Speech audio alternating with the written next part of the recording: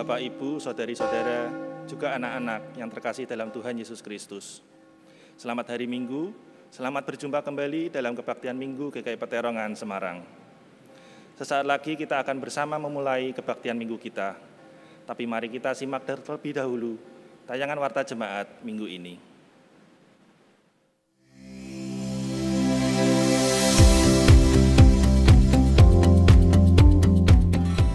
Mari ikuti bersama Bible Fest 2020 Online Edition yang mengangkat sebuah tema, Solomon's Case, membongkar kasus Raja Salomo, mengapa hikmat yang Salomo miliki tidak mampu menghentikan langkahnya menuju petaka.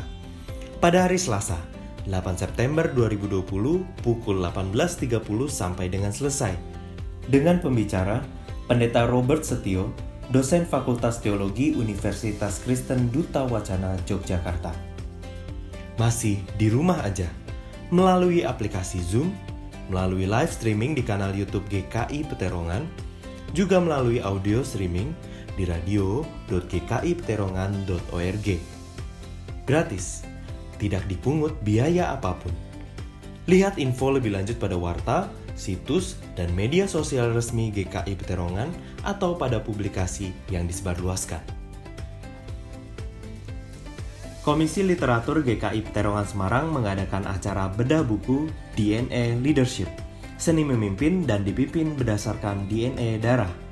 Buku ini akan menolong kita untuk mengenali karakter dan orang-orang di sekitar kita sehingga penempatan posisi dapat dilakukan secara tepat.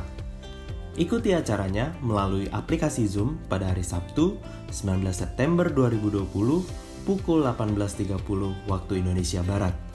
Dengan pembicara, Bapak Peter Randanbuah. Daftarkan diri saudara melalui nomor berikut 0812 286 5997 atau 0812 283 0470. Yuk rekan remaja, kita ikuti bersama kebaktian remaja online Minggu 13 September 2020 pukul 16.30 melalui aplikasi Zoom.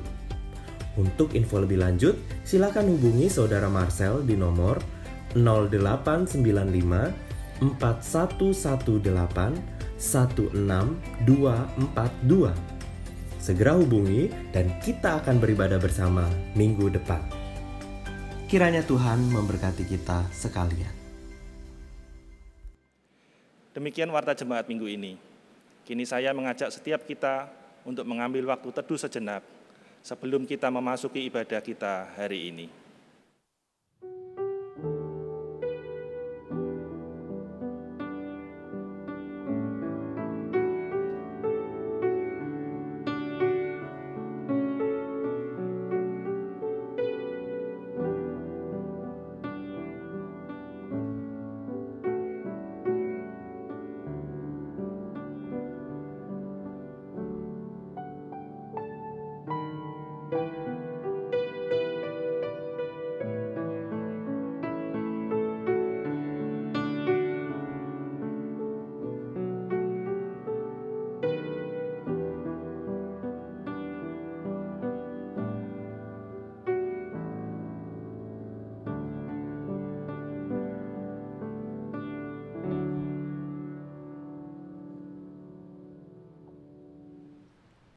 Jemaat sekalian, ibadah ini berlangsung di dalam nama Bapa, Anak, dan Roh Kudus.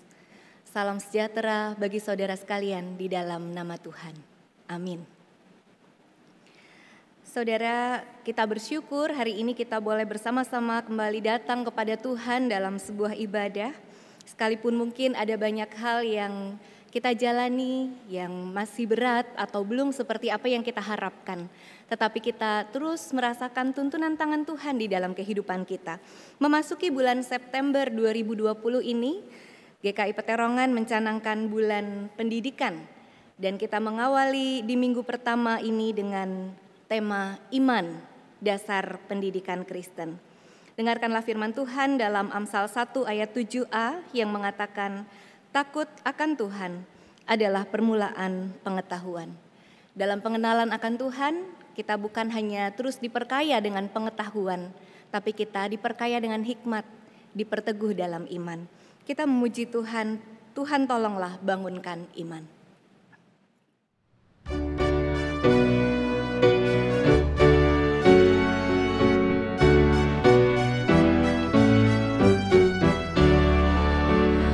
Tuhan tolonglah bangunkan iman, pulihkanlah kasih yang remuk. Tuhan tolonglah bangunkan iman, pulihkanlah kasih yang remuk. Ubahlah hatiku, jamahlah hatiku, biar di tangan-Mu berbentuk. Tuhan tolonglah bangunkan iman, pulihkanlah kasih yang remuk. Hati bersujud, jiwa menyembah, hidupku masyurkan kasih-Mu. Hati bersujud, jiwa menyembah, hidupku masyurkan kasih-Mu. Terimalah baktiku, layakkan diriku untuk kemuliaan nama-Mu. Hati bersujud, jiwa menyembah, hidupku masyurkan kasih-Mu. Mari saat ini kita datang kepada Tuhan membawa segala penyesalan kita akan dosa-dosa kita dan memohon pengampunannya. Mari kita berdoa. Tuhan, kami datang kembali kepadamu dengan syukur oleh karena kami masih terus merasakan tuntunan-Mu. Meski perjalanan kami tidak selalu mudah, tetapi juga kami datang dengan penyesalan akan dosa-dosa kami. Tuhan, kami mohon pengampunan-Mu atas setiap kegagalan kami dalam meresponi kasih dan panggilan-Mu, baik di tengah keluarga, pekerjaan, jemaat, maupun masyarakat. Secara khusus ketika kami memasuki bulan pendidikan ini, kami mohon pengampunan-Mu Tuhan jikalau kami seringkali belum bersungguh-sungguh mendidik anak-anak kami dalam iman, belum bersungguh-sungguh menjadi teladan iman yang nyata di tengah keluarga. Ampuni kami ya Tuhan, dan tolonglah kami untuk semakin belajar, bersungguh-sungguh segenap hati, meresponi setiap panggilan-Mu. Mampukan kami untuk terus mempersaksikan kasih-Mu, bahkan menjadi teladan iman dan menjadi berkat, baik di tengah keluarga kami maupun dalam perjumpaan kami dengan banyak orang lain. Kami percaya ketika kami mengakui dosa-dosa kami di hadapan Tuhan, kasih Tuhan merengkuh kami, rahmat Tuhan mengaliri kehidupan kami dengan pengampunan-Mu. Terima kasih Tuhan atas pengampunan yang kami kembali terima. Di dalam nama Tuhan Yesus Kristus, Sang Penebus kami yang hidup. Amin. Saudara kita yang sudah mengaku dosa-dosa kita dan menerima pengampunan dari Tuhan, dengarkanlah berita anugerah melalui Efesus 2 ayat 8 sampai dengan 10 yang mengatakan demikian. Sebab karena kasih karunia kamu diselamatkan oleh iman. Itu bukan hasil usahamu, tetapi pemberian Allah. Itu bukan hasil pekerjaanmu. Jangan ada orang yang memegahkan diri. Karena kita ini buatan Allah, diciptakan dalam Kristus Yesus untuk melakukan pekerjaan baik yang dipersiapkan Allah sebelumnya. Ia mau supaya kita hidup di dalamnya. Syukur kepada Allah bahwa di dalam Kristus kita semua telah diampuni.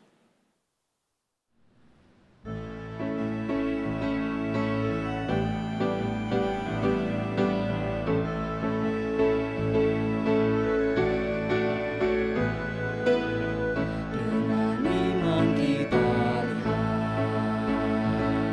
karya Tuhan yang agung mulia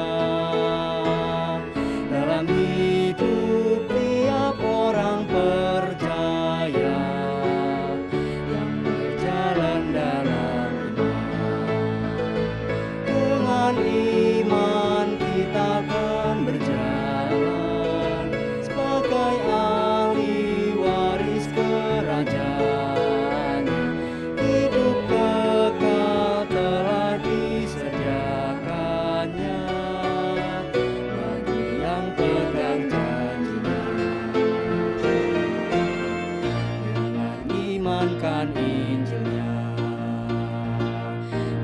tiada yang mustahil baginya. Kuasa Kristus nyata bagi tiap orang yang berseru kepadanya. Dengan iman kita akan berjalan sebagai ahli waris kerajaannya.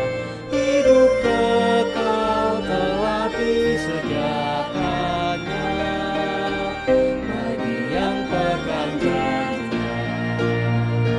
Dengan iman kita akan berjalan sebagai ahli waris kerajaannya. Hidup kekal telah disediakannya bagi yang pegang janjinya.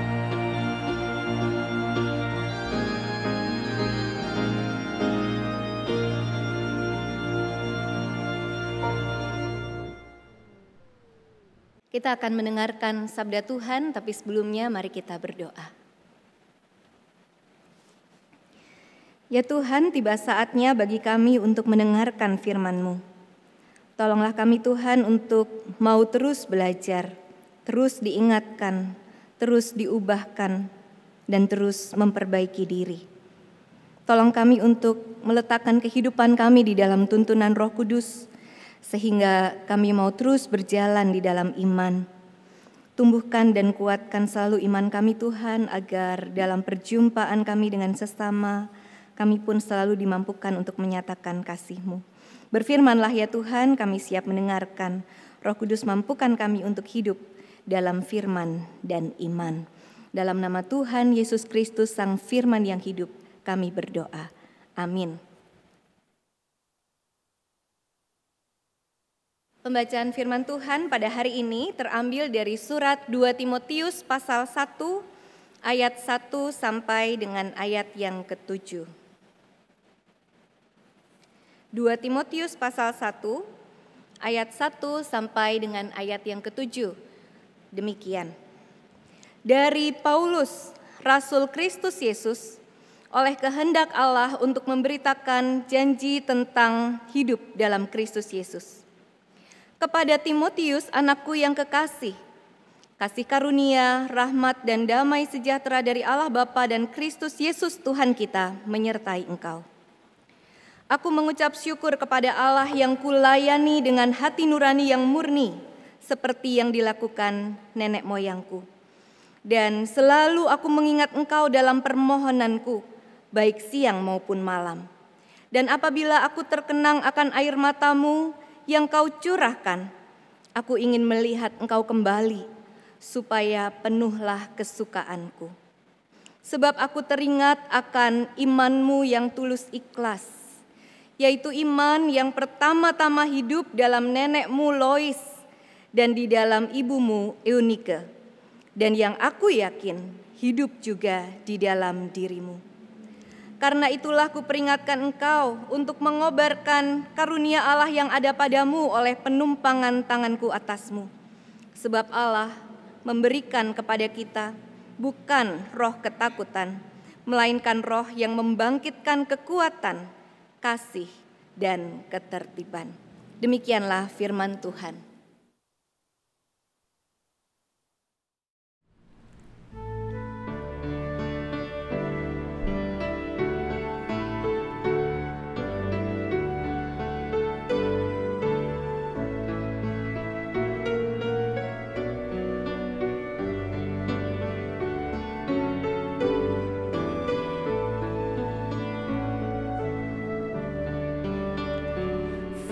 Firman-Mu itu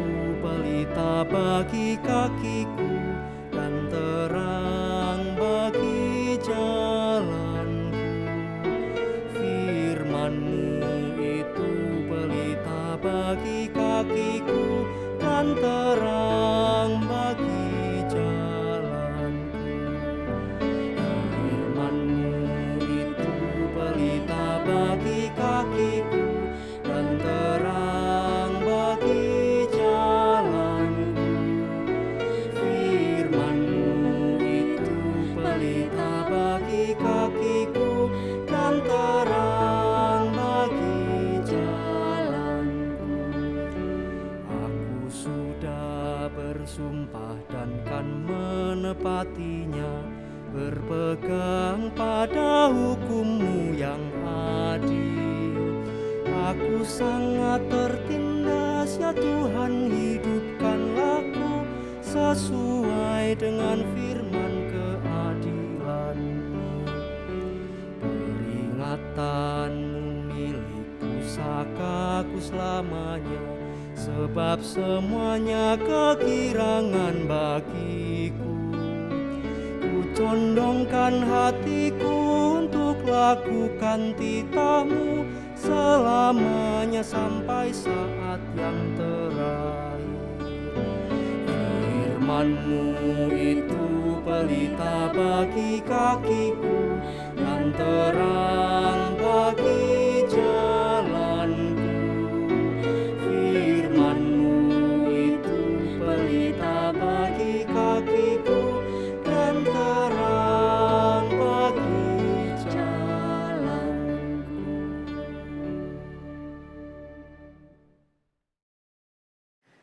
Saudara, tema kita iman dasar pendidikan Kristen. Sebetulnya kalau kita berbicara tentang pendidikan Kristen, tentu bukan hanya untuk para orang tua supaya mereka bisa mendidik anak-anak dalam iman Kristen. Setiap orang, setiap anak Tuhan harus terus memiliki kerendahan hati dan keinginan untuk dididik melalui firman Tuhan berapapun usianya. Tetapi hari ini ketika kita melihat bacaan tadi, kita menemui bagaimana Paulus mengatakan sekilas tentang pertumbuhan iman Timotius, sehingga sedikit banyak nanti kita akan berbicara juga tentang pendidikan anak-anak. Walaupun bukan berarti khotbah ini hanya ditujukan untuk para orang tua. Nah, saudara, kalau kita berbicara tentang pendidikan iman anak di tengah keluarga, mungkin kita pernah mendengar orang-orang yang ketika melihat keluarga lain yang hidupnya dirasa lebih mudah, lebih tidak banyak masalah, lalu mereka mengatakan ya tidak sulit mengajar anak-anak dalam pertumbuhan iman mereka di tengah keluarga yang seperti itu. Semuanya baik-baik dalam keluarga itu. Tidak banyak masalah, kebutuhan hidup sehari-hari terpenuhi bahkan berlimpah, waktu untuk kebersamaan dengan keluarga juga tampak banyak, semua anak-anak sukses, semuanya sehat, tidak sulit untuk mengajar iman, mendidik anak-anak dalam iman Kristen di tengah keluarga yang seperti itu. Nah, seolah-olah saudara pendapat-pendapat seperti ini ingin mengatakan pendidikan iman bagi anak itu lebih mudah untuk dilakukan di tengah keluarga yang serba ideal. Keluarga-keluarga yang digambarkan seperti di buku-buku atau di film-film. Keluarga-keluarga yang seperti ini tampak semuanya satu visi, tampak semuanya saling mendukung dan masih lengkap. Nah, persoalannya saudara, kalau kemudian banyak orang yang merasa keluarga saya tidak ideal. Lalu kita mulai melihat pergumulan-pergumulan yang ada. Ada yang memiliki pergumulan-pergumulan yang begitu berat, berkaitan dengan kesehatan, berkaitan dengan aspek finansial, atau pergumulan-pergumulan yang lain yang juga berat.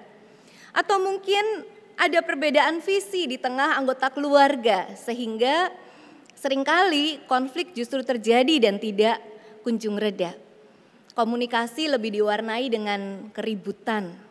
Lalu kita merasa ini bukan keluarga yang ideal. Atau keluarga-keluarga yang anggota keluarga intinya sudah tidak lengkap. Atau keluarga-keluarga yang mungkin memiliki persoalan-persoalan di masa lalu yang masih terus dipendam, belum bisa diutarakan. Takut untuk mengatakan kepada anaknya, takut untuk mengatakan kepada orang tuanya, atau bahkan antar pasangan. Dan sesuatu yang disembunyikan ini cukup mengganggu, tidak bisa membuat seseorang tenang, lalu merasa ini bukan kondisi yang ideal dalam keluarga kita. Atau ketika anak-anak merasa orang tua saya kok tidak seperti orang tua anak-anak yang lain, teman-teman yang lain. Tidak boleh ini, tidak boleh itu, terlalu begini, terlalu begitu, tidak ideal.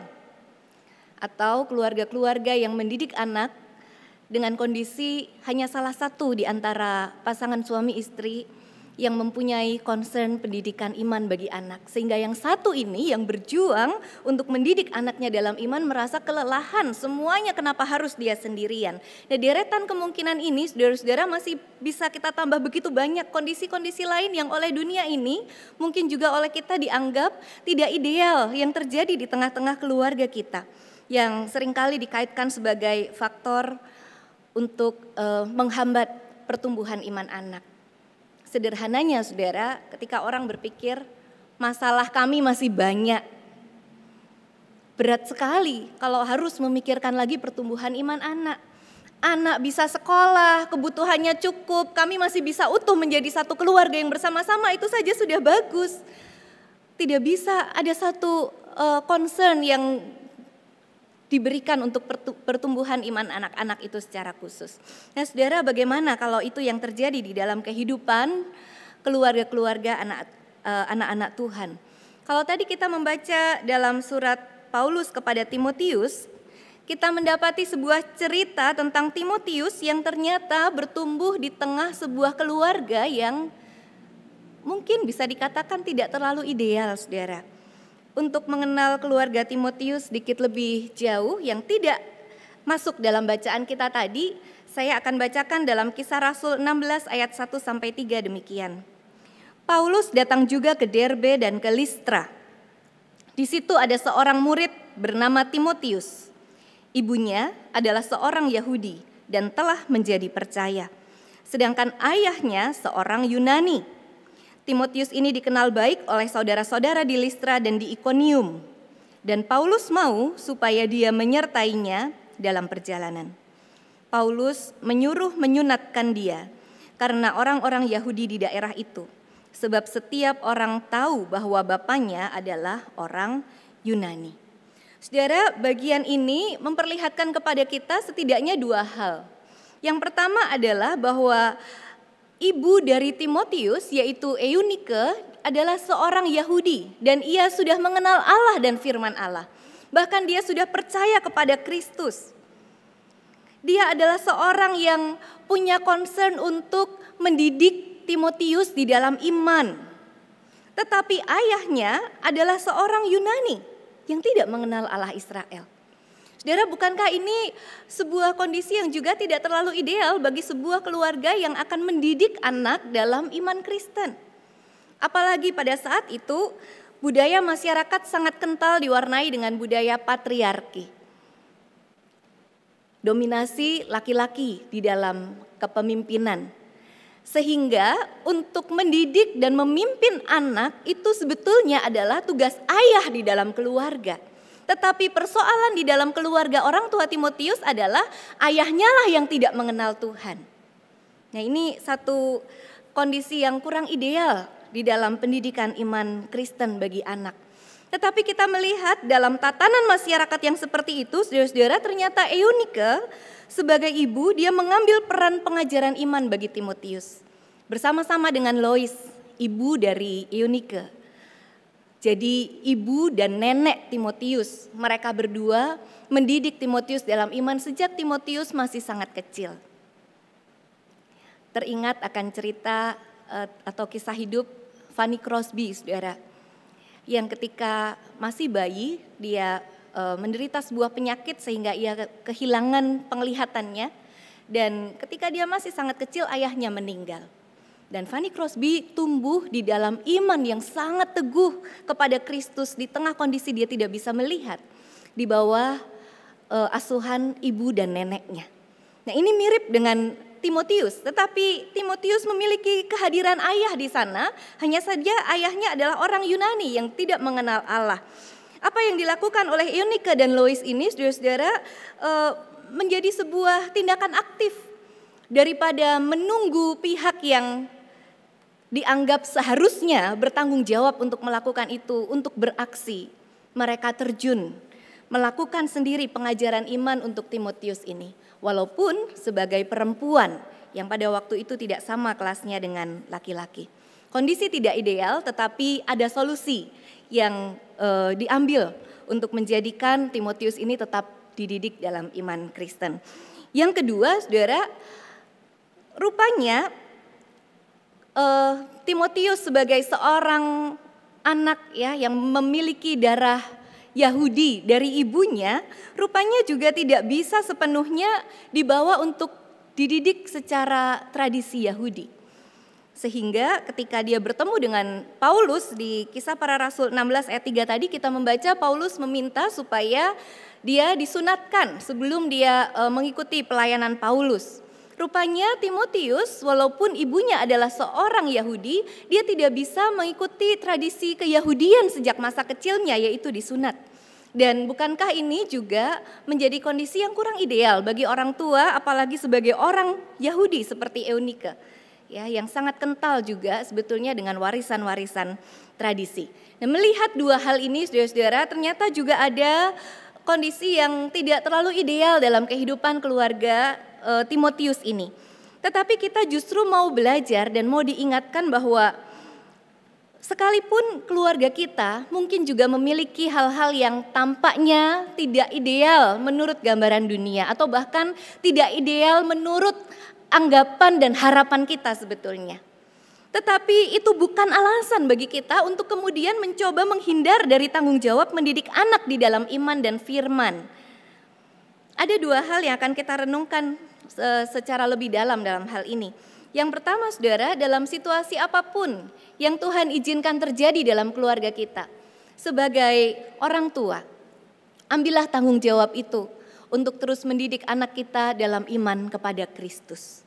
Jangan lemparkan tanggung jawab itu kepada siapapun, termasuk kepada guru-guru sekolah minggu atau pelayan ibadah anak, termasuk pada guru-guru di sekolah. Kalau mereka menjadi orang-orang yang dihadirkan Tuhan untuk mewarnai kehidupan iman dari anak-anak kita, kita bersyukur. Tetapi tanggung jawab utama dari pendidikan iman itu sebetulnya adalah pada orang tua.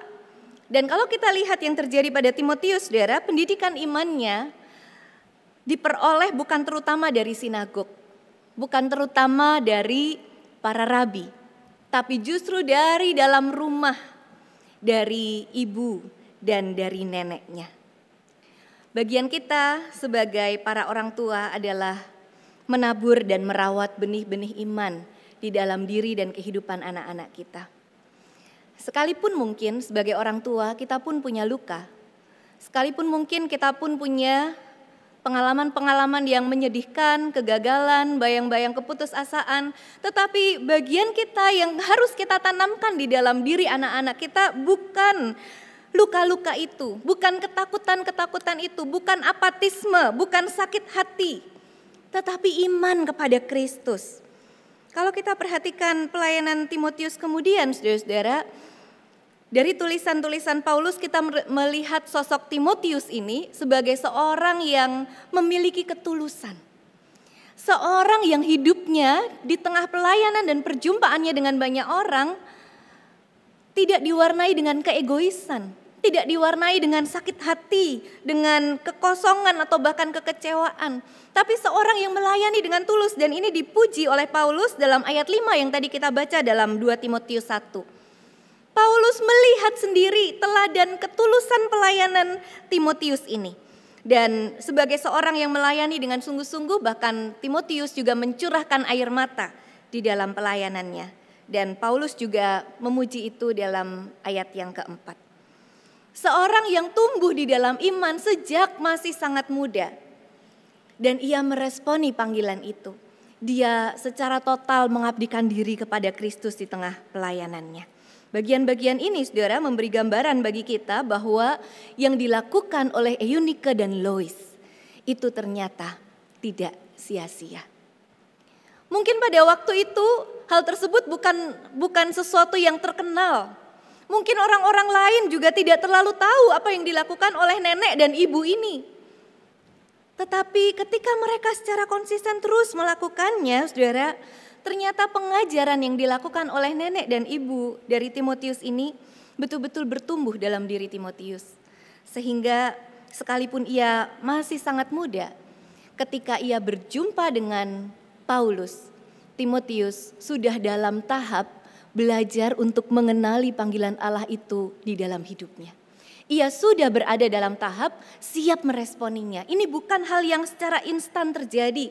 Bukan sekedar karena Paulus menjadi sosok yang fenomenal dalam pemberitaan Injil pada waktu itu pasca pertobatannya. Tetapi ketika Timotius sendiri di dalam dirinya dia membangun relasi dengan Allah itu dan dia mencoba untuk mengenali panggilan Allah itu dan dia siap meresponi Paulus. Dan itu berarti lebih dari meresponi panggilan Paulus, ia meresponi panggilan Allah dalam hidupnya. Bukankah ini sangat indah, saudara? Dalam kehidupan kita semua pada masa sekarang ini pun tentu hal ini juga masih berlaku. Ketika kita menabur benih-benih iman itu di dalam diri anak-anak kita, kita percaya bahwa tidak akan ada yang sia-sia, tabur terus. Pada saatnya nanti mereka akan mengenali panggilan Allah untuk masa depannya. Mereka akan belajar untuk membuka hatinya untuk bisikan dan sapaan Roh Kudus.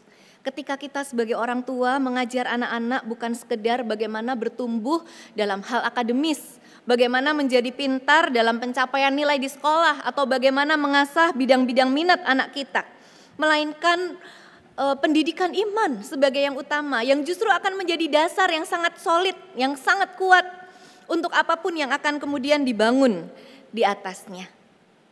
Ketika kita mengajar anak, mungkin seringkali kita bertanya, kalau besar nanti kamu mau jadi apa?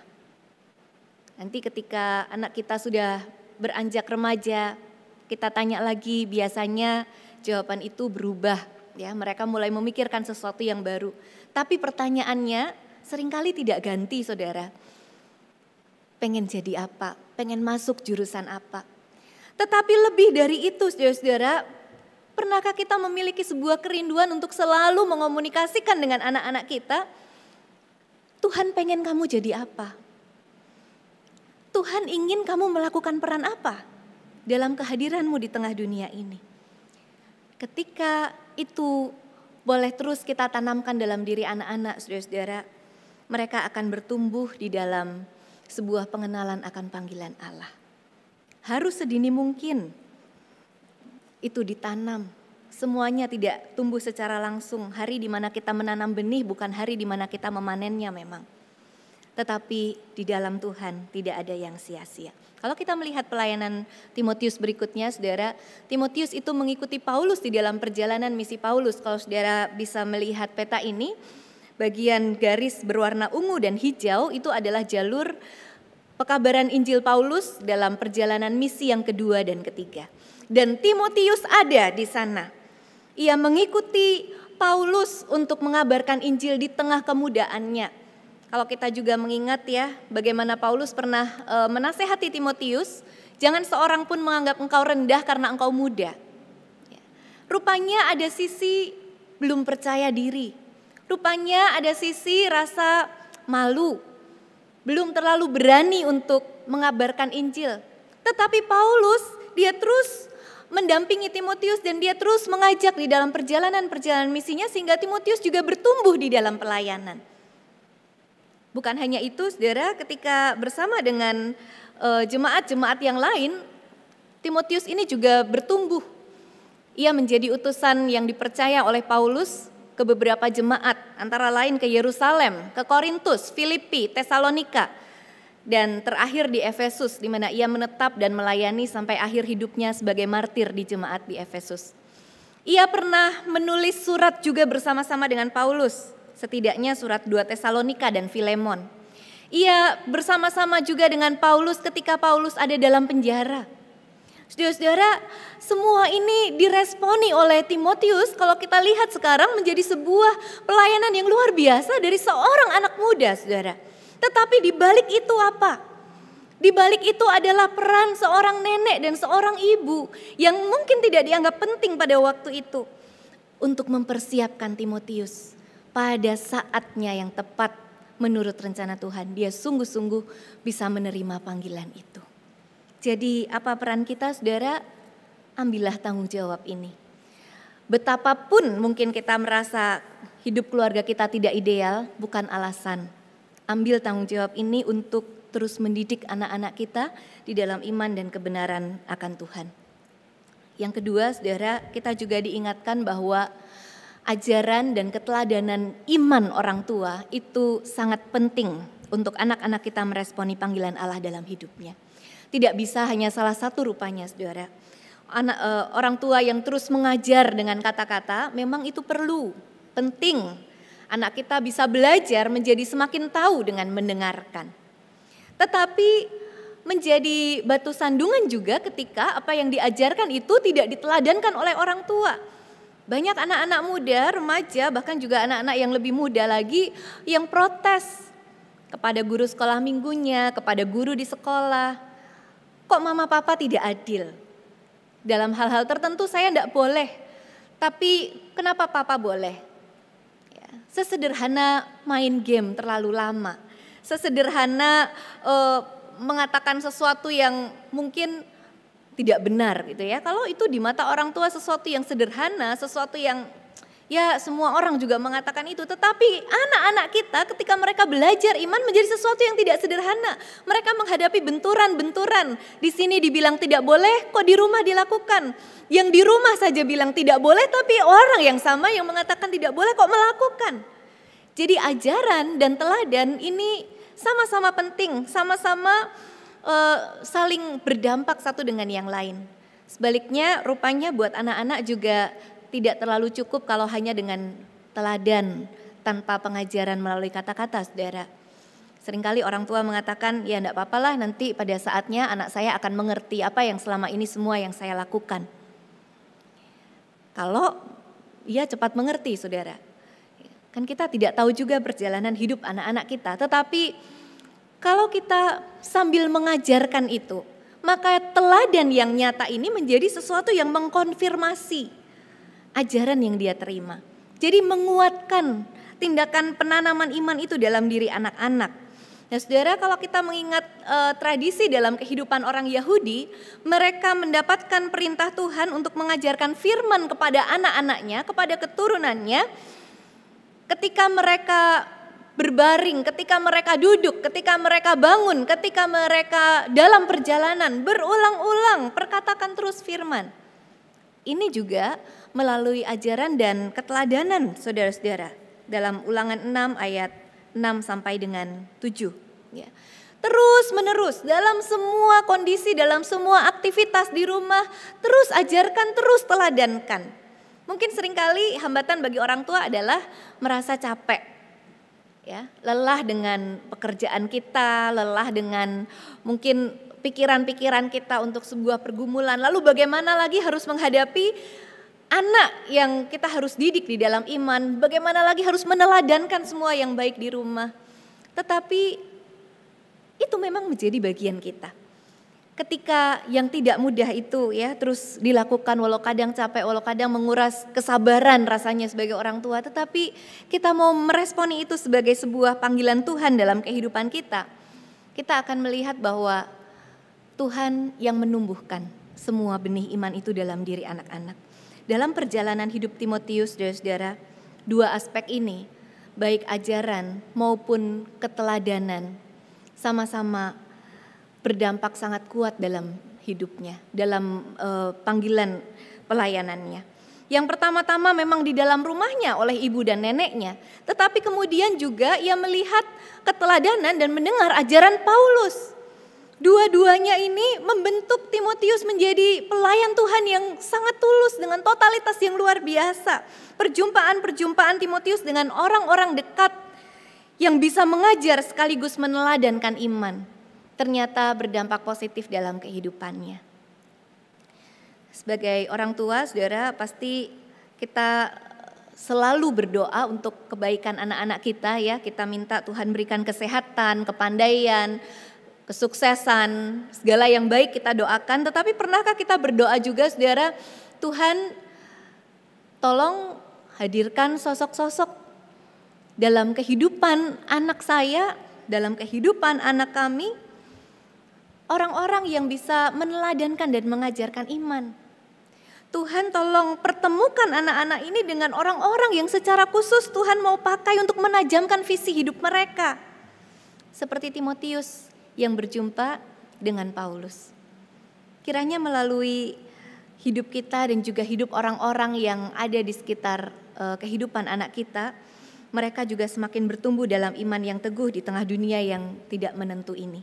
Dan saudara-saudara, dengan iman yang teguh, pertambahan ilmu, pengetahuan, pertambahan pengalaman seseorang tidak akan menjauhkan dia dari Tuhan. Dengan iman yang teguh, perjumpaan dengan berbagai macam karakter orang tidak akan mudah mengecewakannya, tidak akan mudah mengombang-ambingkannya. Dengan iman yang teguh, setiap kesempatan yang dimiliki untuk melakukan banyak hal tidak akan dipergunakan untuk merusak kepercayaan yang Tuhan berikan. Dengan demikian, saudara-saudara, terkait dengan pentingnya ajaran dan keteladanan ini bagi pertumbuhan iman anak, kita juga melihat dua kata ini, parenting dan partnering. Kata yang pertama, parenting, bukan hanya sebagai orang tua biologis dari anak-anak kita, tetapi juga sebagai seorang yang lebih tua. Mestinya ketika dalam perjumpaan kita dengan mereka yang lebih muda secara usia, kita belajar menjadi teladan iman, mengajarkan iman. Tetapi partnering berbicara tentang semua usia, baik terhadap yang lebih muda, baik terhadap yang lebih tua, baik terhadap yang seusia. Mestinya kita bisa menjadi partner, menjadi rekan yang bekerja sama untuk sama-sama bertumbuh di dalam keteladanan iman dan di dalam pengajaran firman. Saudara, kiranya kita dimampukan Tuhan untuk meresponi hal ini. Dan parenting dan partnering ini bisa berawal dari tengah keluarga kita. Sebagai orang tua, kiranya Tuhan menolong kita untuk mendidik anak-anak di dalam iman sekaligus memiliki kerendahan hati untuk belajar dari anak-anak. Dan terus menumbuhkan iman kita juga sebagai orang tua. Tetapi juga sebagai anak-anak, kiranya kita terus belajar dan mau dilembutkan hatinya untuk menerima didikan dalam kebenaran. Sebagai keluarga-keluarga, kiranya kita selalu dan terus berakar kuat di dalam iman kepada Kristus. Sehingga di dalam perjuangan kita untuk menghadapi segala macam pergumulan yang ada, kita terus bersatu. Bukan hanya bersatu dengan anggota keluarga, tetapi bersatu dengan Kristus. Menerima kekuatan yang berlimpah itu dari Tuhan. Dan kiranya kehidupan keluarga-keluarga kita boleh menjadi sebuah kesaksian yang memancarkan kasih dan pengharapan di tengah dunia. Selamat menghayati didikan Tuhan dalam hidup kita. Tetapi juga ambillah bagian untuk mengajar dan meladankan iman dalam perjumpaan kita dengan setiap orang. Tuhan memberkati kita. Amin.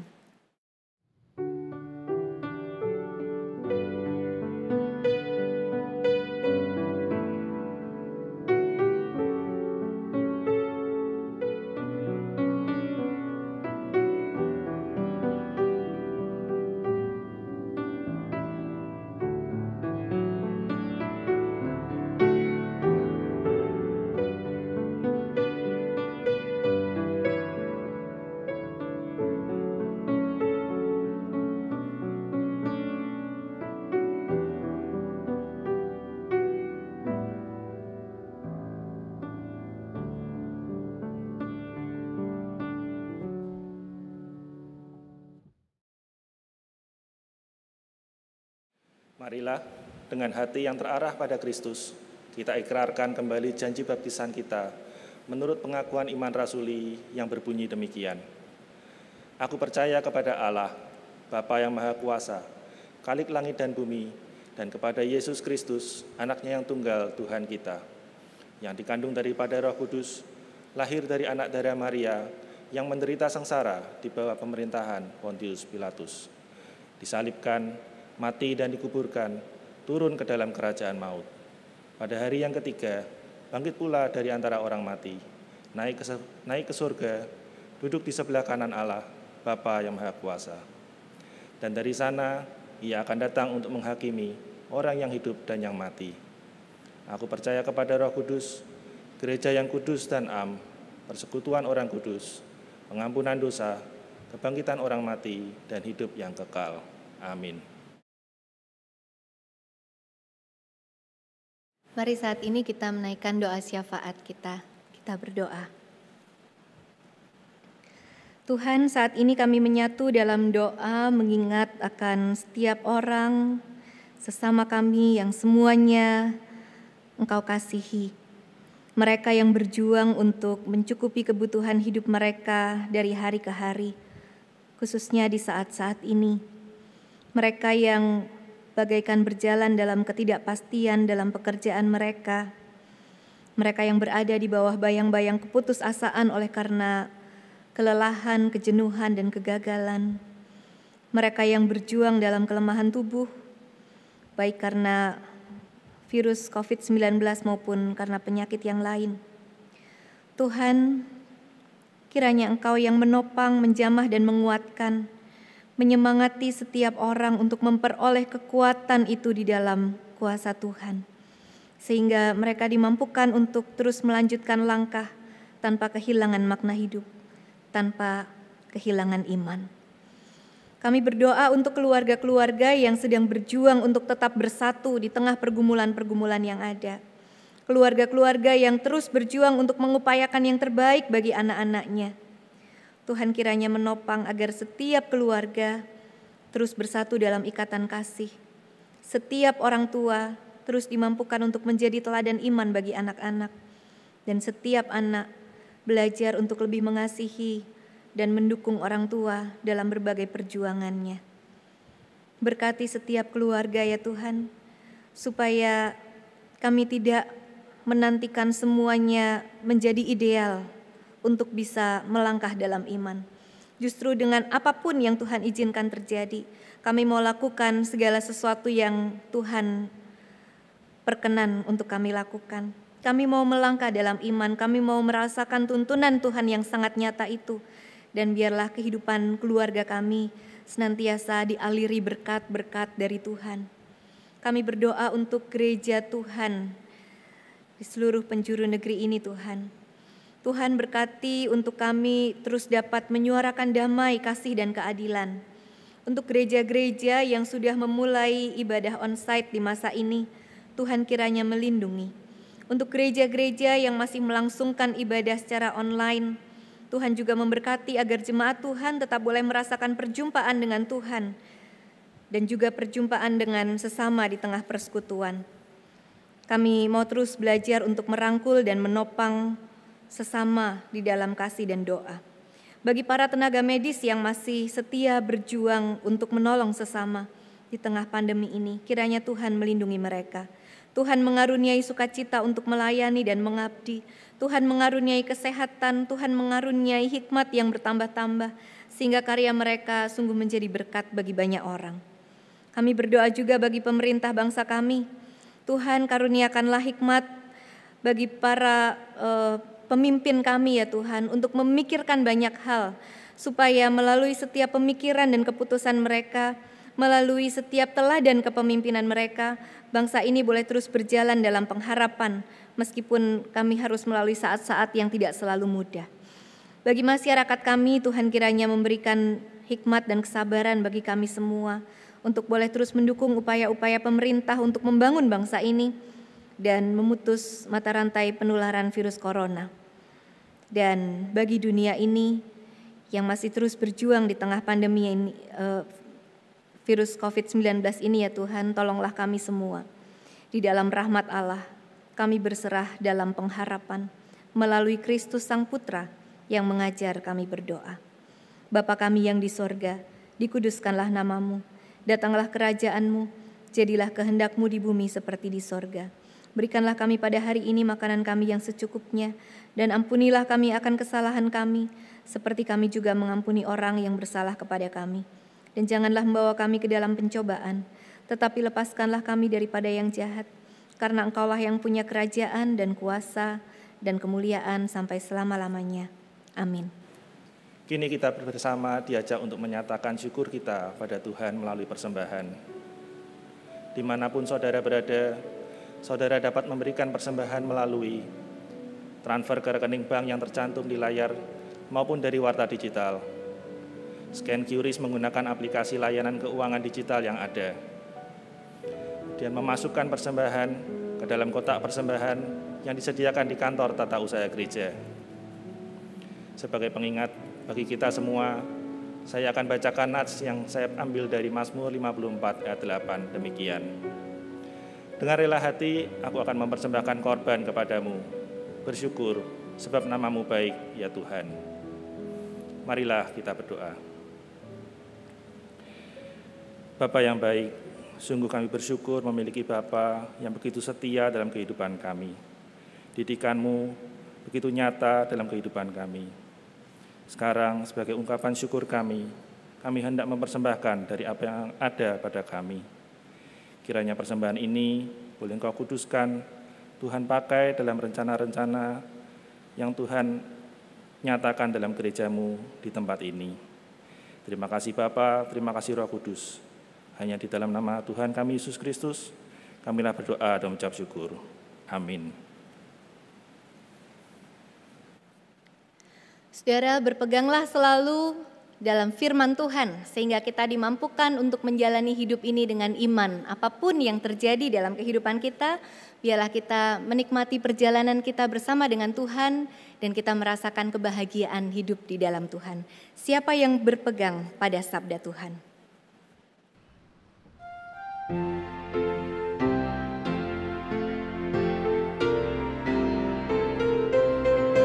Siapa yang berpegang pada sabda Tuhan dan setia mematuhinya, hidupnya mulia dalam cahaya bakal bersekutu dengan Tuhannya. Percayalah dan pegang sabdanya, hidupmu dalam Yesus sungguh bahagia.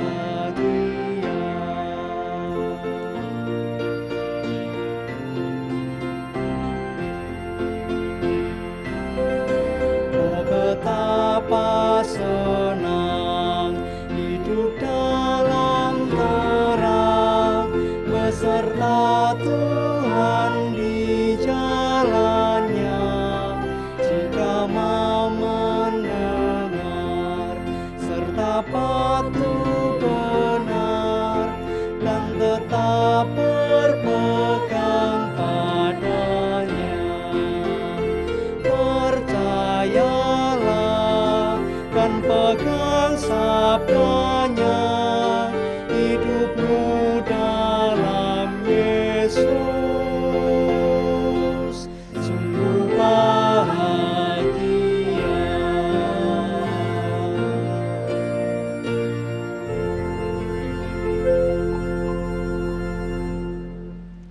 Umat Tuhan, kini arahkanlah hatimu kepada Tuhan dan terimalah berkat-Nya. Tuhan memberkati engkau dan melindungi engkau. Tuhan menyinari engkau dengan wajah-Nya dan memberi engkau kasih karunia-Nya. Tuhan menghadapkan wajah-Nya kepadamu dan memberi engkau damai sejahtera-Nya saat ini sampai selama-lamanya. Amin.